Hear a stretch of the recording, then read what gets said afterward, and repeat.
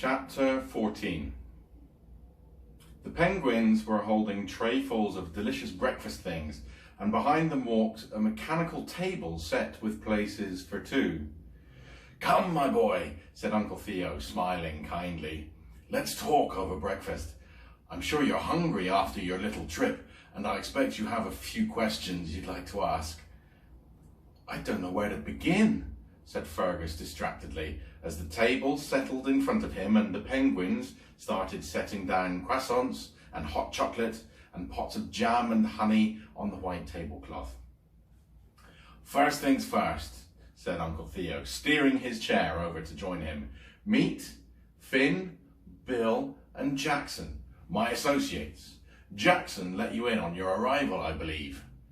The penguins gave a little bow.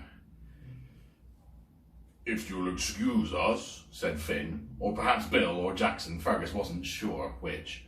"We've got some pruning to do in the greenhouses." "Of course, Bill," said Theo, pouring Fergus a large mug of foaming hot chocolate. "You run along. Fergus and I have everything we need, don't we, Fergus, my boy?" "Yes," said Fergus, taking the mug from his uncle and sipping it tentatively. It tasted delicious.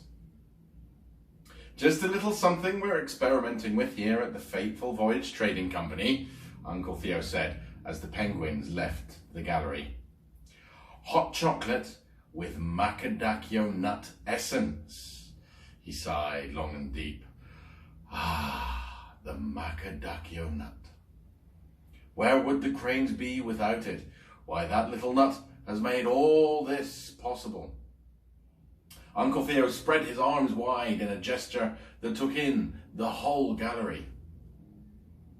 "But I'm getting ahead of myself," he said, taking a croissant and giving it a liberal coating of honey. "Fergus, you must have some questions. Ask away, old boy, ask away." "How did you find me?" asked Fergus, a chocolatey moustache on his upper lip. "And why are you my long-lost Uncle Theo? And why am I in danger? Danger from what? And Fergus, smiled Uncle Theo, croissant crumbs around his mouth and his eyes twinkling behind his wire-framed spectacles. "Relax, my dear boy, and have one of these excellent croissants. I shall tell you everything, but first, meet your family." He gestured to the portraits on the wall. "That stern-looking gentleman in the top hat is my grandfather, your great-grandfather. He founded the family firm of Crane and Sons. Back then, we specialised in button making. I take it you've heard of the Crane double fastener?" Fergus shook his head. Never mind, said Uncle Theo. "Once every raincoat worth a name had to have a Crane double fastener. Next to him is Grandmother Mariana, his wife, and there," he said, pointing to the portrait of the jolly couple, "are Nanny and Pappy Dubois, bless them. My mother's parents. My mother, your grandmother, was none other than the famous portraitist Rachel Dubois. You must have heard of her." Fergus shook his head again. Never mind, said Uncle Theo. "Once, no drawing room in the land was worth the name without a Dubois hanging above the mantelpiece. She painted all these, you know. Rather fine, don't you think?" Fergus nodded. "Next," Uncle Theo continued, "are my father's sisters, Aunts Polly, Molly and Dolly. Inseparable they were, right up to the very end." "The very end," said Fergus. "Terrible incident," said Uncle Theo. "During the second act of a production of the musical farce The Cycling Fish, the elephant escaped and ran amok in the stalls. They didn't stand a chance." "I've heard of The Cycling Fish," said Fergus. "Really?" said Uncle Theo, surprised. "I didn't think they performed it anymore. I'm very curious. Anyway, He cleared his throat. Here, he said, and gestured to the family portrait on the wall above them, is my father, Theodore, my mother, Rachel, me, and my father, said Fergus excitedly. Indeed, indeed, said Uncle Theo, a sad, far-away look in his eyes. Your father, the great Captain Marcus Crane, explorer and adventurer and discoverer of the macadaccio nut. Fergus stared at the boy in the picture. The look on his face was the same image of cheeky grinned, sparkly-eyed mischief that he knew so well from the photograph of his father at home. Dear Marcus, Uncle Theo was saying, back when my mother painted this, Crane and Sons had fallen on hard times. The double fastener was old-fashioned. Everybody wanted zips, and we lived on the money my mother made from her painting. I remember Marcus saying to me when I was recovering from my illness, "Your illness?" said Fergus, turning back from the portrait. "Rheumatic fever," said Uncle Theo, "after which these," he tapped his legs, "were quite useless." His voice trailed away, and for a moment they sat in silence.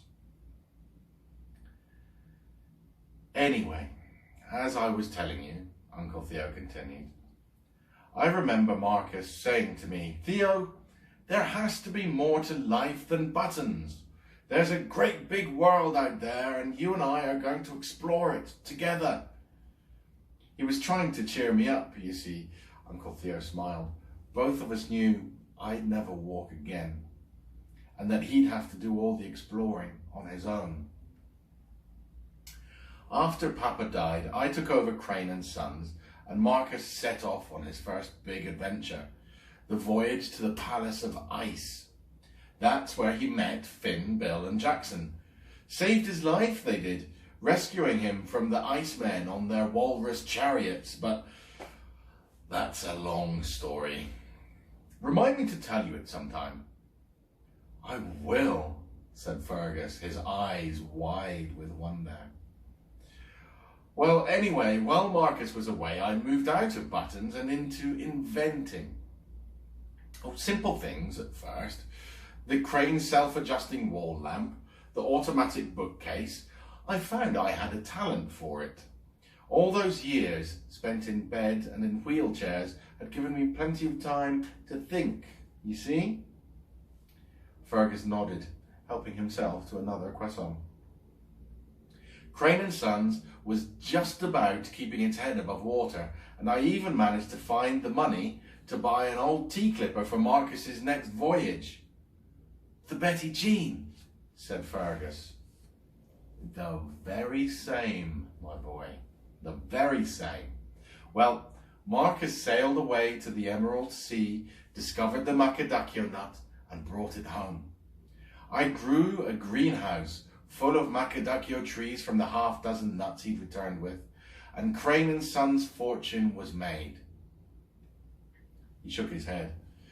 "Why we couldn't have left it like that, I'll never know. But then, Marcus was never the settling down type, even when he met your mother, the lovely Lucia." Fergus wiped the croissant crumbs away and listened closely. "She was an orphan, you know," Uncle Theo said. "Taught herself to cook. She applied for a job here, which is how the two of them met and fell in love. It was perfect until..." Uncle Theo's voice trailed off a second time. "Until what?" said Fergus, leaning forward. "The fateful voyage." Uncle Theo stroked the cover of the logbook of the Betty Jean.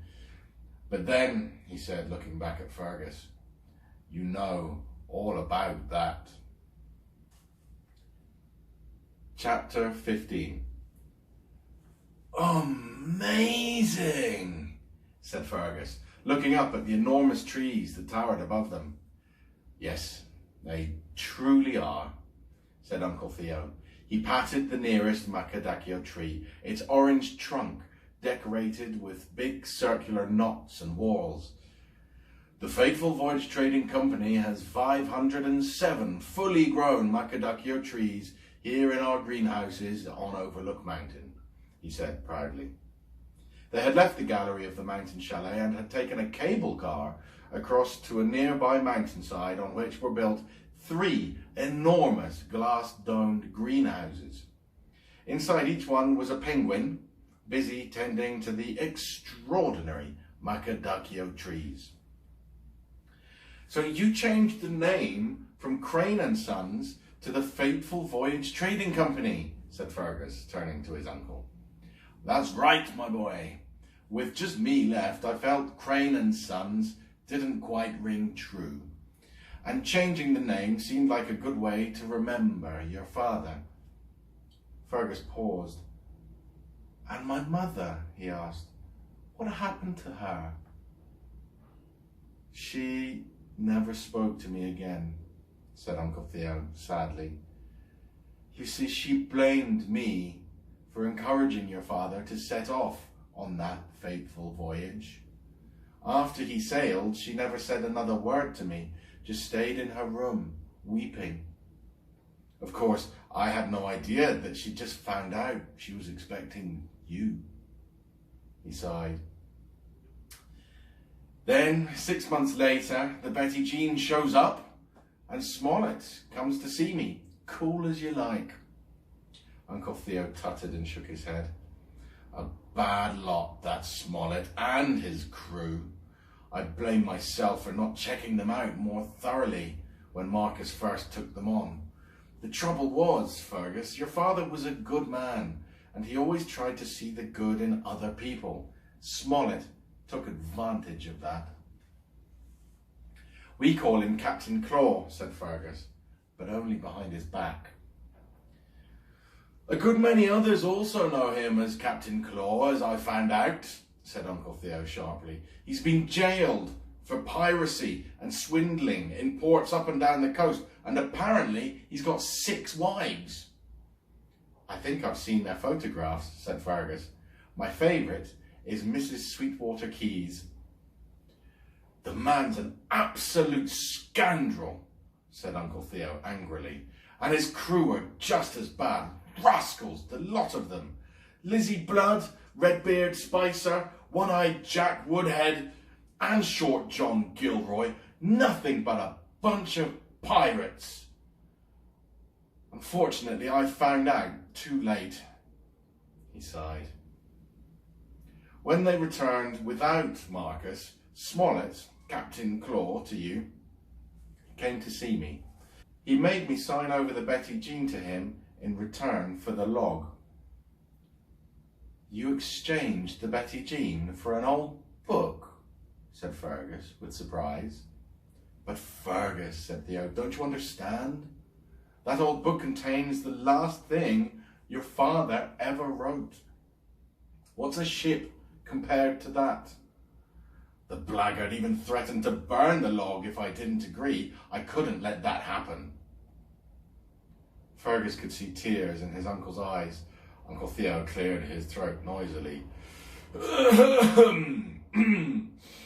But it was the last straw as far as your mother was concerned, he went on. She packed her bags and vanished in the middle of the night. He shook his head. Dear Lucia, he said wistfully, does she still end up with a little white moustache after a glass of milk and sneeze when the sun catches her unawares? Yes, said Fergus, smiling. Yes, she does. He frowned. But Uncle Theo, how did you find her again? He asked, stepping aside to let Finn or Bill or Jackson, he wasn't sure which, waddle past, pushing a wheelbarrow full of macadamia nuts. I didn't, said Uncle Theo. Jackson here did, didn't you, Jackson? The penguin nodded and tipped the nuts down a chute set into the greenhouse floor. You see, Jackson keeps a scrapbook. Ask him to show it to you sometime. It's quite remarkable. Full of cuttings from magazines and newspapers, even books, though I do try to discourage him from tearing pages out of books. Uncle Theo gave Jackson a stern look. The penguin ignored him, picked up a watering can and waddled off. Where was I? The scrapbook, said Fergus. Ah yes, the scrapbook, full of things about penguins. Pictures, articles, advertisements. If it has a penguin in it, Jackson cuts it out and sticks it in his scrapbook. Well, imagine my surprise when Jackson came to me with a photograph cut out of the Montmorency Gazette. The cake! Fergus exclaimed excitedly. The cake with the icing sugar penguins that Mum baked for Dr. Fassbinder's faculty party. The very same, said Uncle Theo, clapping his hands together. I recognised Lucia at once, as did Jackson. It was a simple matter to get in touch with Montmorency Academy and find out that the cake came from Becker's bakery. Of course, I knew that your mother wanted nothing to do with me, would certainly reject my help if I offered it, and might even disappear again if I wasn't careful. So I sent Jackson to find out more. Jackson? Said Fergus, perplexed. Jackson came to Becker's bakery. In disguise, obviously, said Uncle Theo. A rather tight-fitting Canada Goose suit with mechanical wings. He came back in a foul temper, swearing never again to agree to another of my schemes. Got wedged in a tree in Montmorency Gardens for a day and a half, apparently. Still, he saw enough to confirm that Lucia did indeed work behind the bakery counter at Becker's and lived in the attic rooms next door in Archduke Ferdinand Apartments. He saw something else, too, Uncle Theo said. A boy working behind the cake counter. Me, said Fergus. And the rest, you know, said Uncle Theo. The legs of his mechanical chair clicked on the shiny paved path as they made their way from the greenhouse back to the cable car. Once inside and descending to the chalet, Uncle Theo continued, I had to find out about you, Fergus, and thanks to your cooperation, I did. You can imagine my alarm when I discovered that of the 3 schools you might have attended, one was improbably named Schoolship Betty Jean. The thought of you attending such an establishment filled me with horror, Fergus, which was why I had to take such dramatic measures. And from what I found out about this schoolship of yours, it looked as if I was right to be so alarmed. Captain Claw is up to no good. The cable car came to a smooth halt and the doors slid open. Fergus and Uncle Theo stepped out into the gallery. As they did so, Fergus heard the patter of tiny feet approaching. The lunchomatic, he exclaimed. Just a little ruse of mine, said Uncle Theo, as the lunchbox skidded to a halt on its 6 legs. This is, in fact, a new, improved scuttlebug. The ability to store sandwiches was a modification I made especially for you. Do forgive my little deception, Fergus, dear boy, but I had to get our friend here on board the Betty Jean to have a snoop around. Let's see what it discovered. Fergus looked down. At their feet was a large sheet of blank paper spread out on the gallery floor. Uncle Theo clicked his fingers and the scuttlebug buzzed into life, scuttling furiously backwards and forwards over the paper, ink from its underside making lines and patterns seemingly at random. Slowly, as Fergus watched, the lines began to join up and a map emerged in front of him. A map, Fergus realised, as the scuttlebug finished and scuttled over to stand beside them, of the Emerald Sea and its islands, all intricately detailed and neatly annotated. This, said Uncle Theo proudly, is an exact copy of the sea chart the scuttlebug found in Captain Claw's study. His brows furrowed. It was the map your father made on his first voyage to the Emerald Sea, and that black-hearted rogue Claw stole it from him. Fergus shook his head. It was no more than he would have expected from Captain Claw. Looking down, Fergus saw the curved outline of Horseshoe Island by his left foot, with the words palm trees and coral reef clearly marked. Next to that, Magnet Island, home to the macadaccio trees, then a whole sweep of islands with names like Starfish, Teapot, Donut, and Fat Rabbit. They formed the curling tail of the Scorpion Archipelago and ended in the pointed sting that was Fire Isle. Fire Isle, said Uncle Theo, following Fergus's gaze. The only place in the whole wide world where you'll find, Uncle Theo rummaged in his jacket pocket, one of these. Fergus looked up to see his uncle pull a jewel the size of a gull's egg from his pocket and hold it up to the light, where it dazzled and flashed as if lit up from within. A fire diamond, Fergus gasped.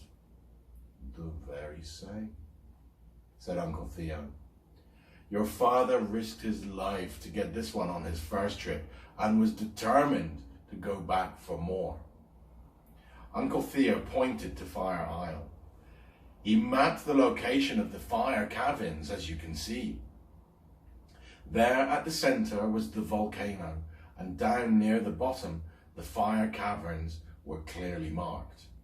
But what really caught Fergus's attention were the 4 squiggly lines which led from the underground caverns to the outside of the volcano.